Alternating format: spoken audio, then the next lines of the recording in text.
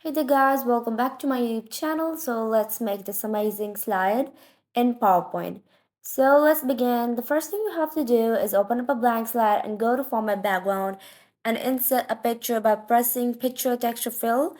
I'll use an image from the online pictures. Let me just find a suitable image right here.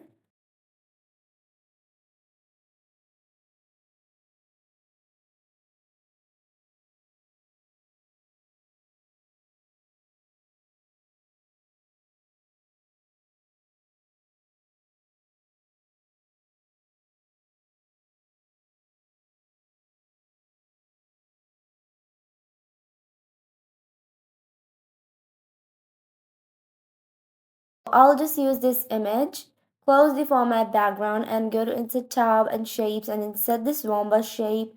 And the next thing you're going to do is put it out of the template as this much and remove its outline and give it a fill of yellow color. Go to format shape and give it a shadow of the right side, which is the fourth shadow, and let's duplicate it by pressing Ctrl plus D and change that duplicated shape's color.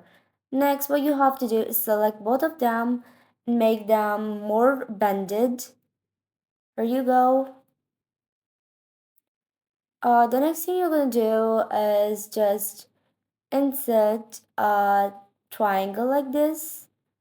Remove its outline and flip it horizontally and put it right in this corner after changing its color, right in the bottom right corner.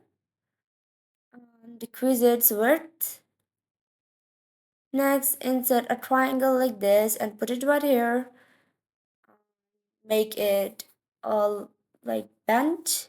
Change its color to same yellow color. Insert a text box for your title. So I'll just increase its size and duplicate this text box to use it for the subtitle. Let's add your subtitle right here. Change its color.